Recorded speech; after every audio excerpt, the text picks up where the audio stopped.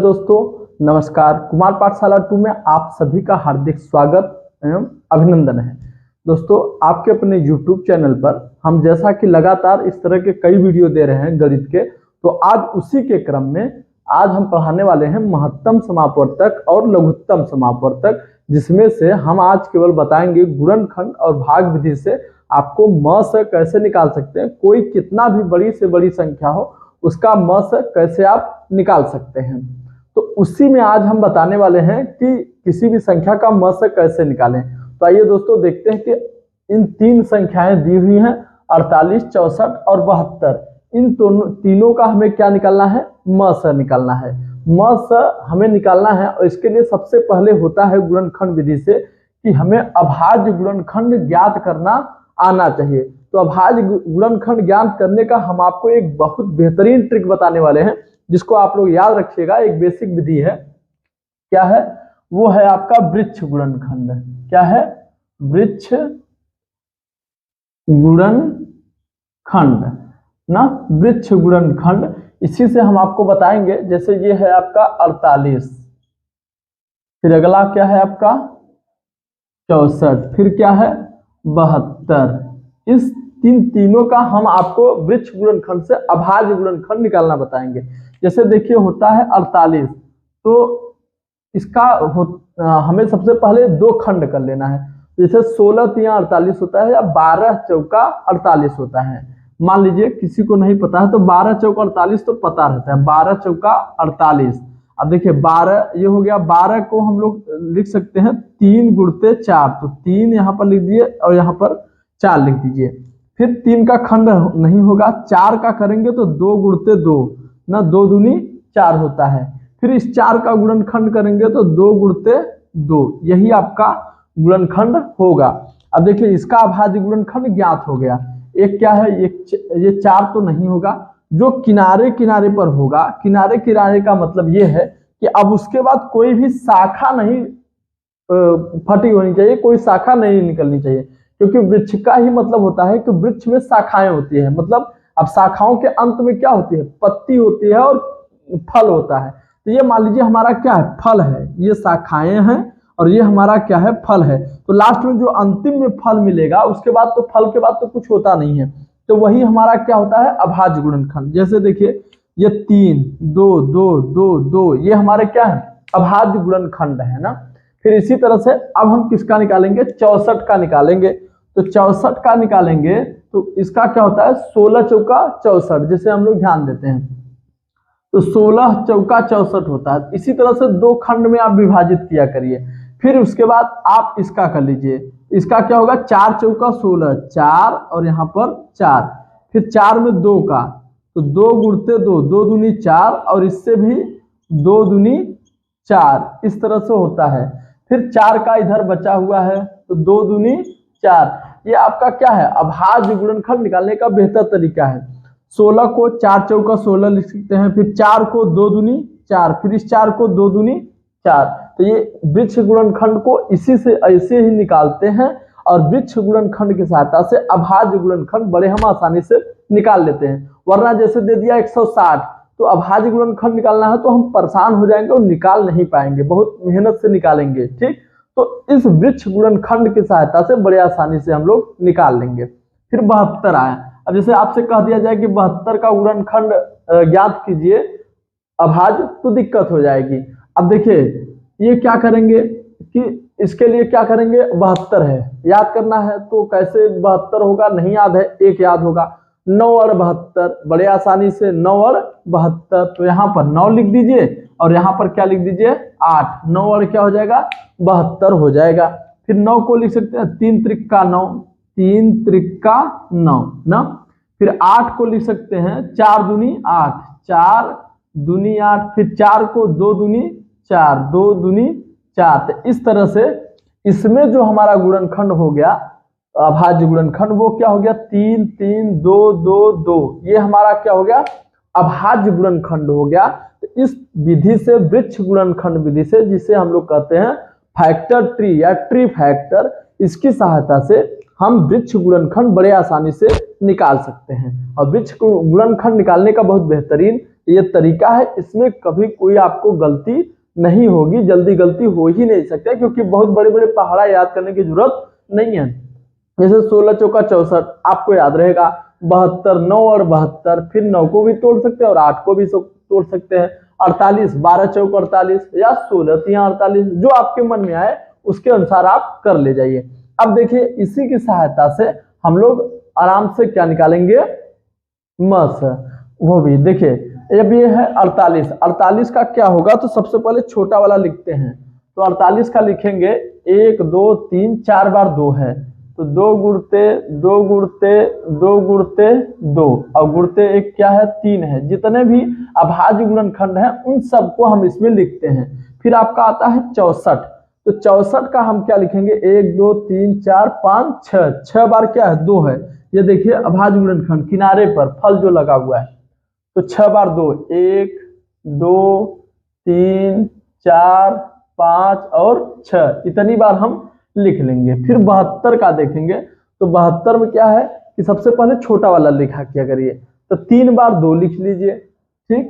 तो 2 गुणते 2 गुणते 2, फिर 2 बार 3 है, 3 गुणते 3। इस तरह से आपका ये हो गया, फैक्टर आपका बन गया है। अब इसमें से चूज करना है कि हमें निकालना क्या है, भाग गुणनखंड विधि से मसा हम लोग निकाल रहे हैं। तो कॉमन फैक्टर देखा जाता है, सर्वनिष्ठ गुणनखंड देखा जाता है कि सर्वनिष्ठ संख्या कौन है, कॉमन संख्या कौन है। तो जैसे देखिए इसमें 2 है, इसमें 2 है, इसमें 2 है, इसको आप ले लीजिए ऐसे करके। फिर इसमें 2 है, इसमें 2 है, इसमें है, इसमें आप इस 2 को ले लीजिए, इसमें 2 है, इसमें 2 है, इसमें 2 है, तीनों में है, ले लीजिए आप। फिर इसमें 2 है, इसमें 2 है, इसमें नहीं है, नहीं लेंगे। 3 इसमें है, 3 इसमें नहीं है, 3 इसमें है, नहीं लेंगे। अब इसमें 2 है और इसमें ना भी है ना भी है इसमें, तो अब हम इन सबको नहीं लेंगे। तो जो आपने ये घेरा बनाया हुआ है, इसमें जो संख्या है उसको लिखेंगे। इसमें से 1 2 उतार लेंगे, फिर गुणे का चिन्ह, इसमें से 1 2 उतार लेंगे, गुणे का चिन्ह, इसमें से 1 2 उतार लेंगे, गुणे का चिन्ह। तो इन सब का आपस में क्या कर देंगे, गुणा कर देंगे, मल्टीपल। 2 गुणते 2 गुणते 2, तो 2 दूनी 4 दूनी 8, 8 ही आपका क्या हो गया, आंसर हो गया। ये कौन सी विधि से हमने निकाला हुआ है, गुणनखंड विधि से हमने ये निकाला हुआ है। अब हम आपको बताने वाले हैं भाग विधि। भाग विधि से मस निकालना सिखा रहे हैं। 48 64 72 ये 3 संख्या है, इसके पहले हमने गुणनखंड विधि से बता दिया है। तो सबसे जो छोटी संख्या है उसको आप यहाँ लिख लीजिए, ऐसे लिखने के बाद लाइन खींच लीजिए 64 ना। अब इसमें आपको भाग देना है, ठीक। तो कितनी बार जाना है, 48 का 2 बार जाएंगे ज्यादा हो जाएगा, 48 एक कम 48 ना। तो अब ऐसे खींचिए और इसको घटाना होता है, 4 में से 8 नहीं जाएगा, 14 में से 8 गई, तो 8 6 14, यहाँ 6 हो जाएगा, यहाँ 5 में से 1 गई, यहाँ 16, अब 16 हुआ। फिर ऐसे लाइन खींच लीजिए, इस 48 को यहाँ पर लिख दीजिए और ऐसे लाइन खींच लीजिए, ठीक। अब 16 तिया 48 कितना हो गया, 16 तिया 48 ना। अब ये क्या हो गया, पूरा पूरा क्या हो गया, कट गया है। जब पूरा पूरा कट गया है, ठीक, तो किससे कटा है, 48 से कटा है, सॉरी 16 से कटा है। अब इसे 16 को उठाइए और इस 72 में क्या करिए, भाग दीजिए। तो 16 को उठाए हैं और 72 में भाग दिए हैं, ठीक। अब 16 का पहाड़ा पढ़िए, 16 एक कम 16, 16 दूना 32, 16 तिया 48, 16 चौका 64, 16 पंचे 80, तो 16 चौका 64 कितनी बार जाएंगे, 4 बार, यहाँ पर 64 लिख दिए। अब देखिए इसको घटा लेंगे, तो 12 में से 4 गई 8 ना, और यहाँ पर क्या हो गया, 6 में से 6 गए 0, फिर देखिए बच गया। अब इससे क्या काटेंगे, 16 को काटेंगे तो 8 दूनी 16 ना, ये कट गया, ठीक। इसका मतलब अगर 16 से ये पूरी संख्या कट गई होती तो मसा हमारा 16 हो जाता, मगर 16 इस संख्या को नहीं काट सकी है, सबसे बड़ी वाली को। तो इसका मतलब है कि 16 मसा नहीं होगा। फिर 16 को किसने काटा है, 8 ने काटा हुआ है, तो इसका मसा क्या होगा, 16 होगा, सॉरी 8 होगा। मगर अब ये ध्यान देना है कि क्या 8 इन तीनों को काट लेगा, तो 8 क्या इसके पहाड़ा में आएगा, तो 8 छंग 48, 8 ठाई 64, 8 9 72, देखिए तीनों को काट दे रहा है। तो इसका मतलब मसा क्या होगा, 8 होगा, मसा क्या होगा, 8 होगा, जो कि आपने इसके पहले भी गुणनखंड विधि से निकाला है। मगर अब इसमें भी हमने देख लिया कि भाग विधि से कैसे हम लोग निकालते हैं मस। तो ये हमने भाग विधि से आपको मसा निकालना सिखा दिया। अब हम और कुछ सवाल लेते हैं, बड़े सवाल देखते हैं कि कैसे निकाला जाता है। ये देखिए छोटा है और ये हमारा बड़ा है। तो जो छोटा होता है उसको आप ऐसे लिख दीजिए, फिर ऐसे खींचिए 450 यहाँ लिखिए और भाग दीजिए। तो 225 दूना 450 ही हो जाता है ना। तो ये हो गया दूनी, तो ये क्या हो जाएगा 450। ठीक, तो ये आपका क्या हो गया, मस हो ही गया। तो इसका मतलब मस क्या हो जाएगा 225। अब देखिए 306 और 630 में हमें निकालना है। तो 306 देंगे भाग 630 में। ठीक, अब देखिए 306 दूना 600 कितना हो जाएगा 612 हो जाएगा। अभी देखिए 630 था और ये 612 आया हुआ है। अब 10 में से 2 निकालेंगे 8 आएगा। यहाँ पर क्या बचा 2, 2 में से ये इतना आ जाएगा।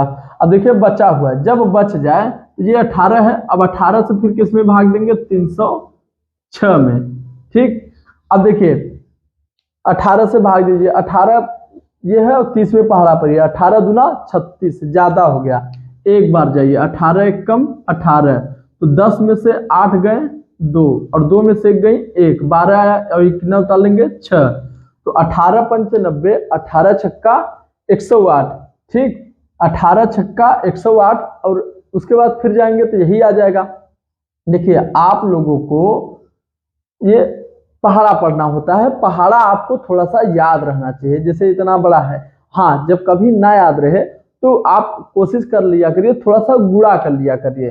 जैसे देखिए अब जैसे हमने कहा 18 पंचे 90, 18 छक्का 108। अगर आगे याद है तो ठीक है, नहीं तो गुणा कर लीजिए। जैसे 18 गुणते 7 तो 8 सत्ते 56, 7 एक्का 7, 7 5 12, देखिए वही आ गया। तो क्या करेंगे 7 बार 126, पूरा पूरा कट गया ना। ठीक, तो इसका मतलब इसका जो मस होगा वो कितना होगा, मस आपका हो जाएगा 18। क्या हो जाएगा, मस आपका 18 हो जाएगा। ठीक, तो इसी तरह से भाग विधि से हम लोग ऐसे ही निकालते हैं। और गुणनखंड विधि से हमने आपको बता भी दिया कि किस तरह से गुणनखंड विधि से हम लोग मस निकालते हैं। तो हम आशा करते हैं कि आज का वीडियो आप लोगों को समझ में आया होगा कि भाग विधि से और गुणनखंड विधि से कैसे हम लोग मस निकालते हैं।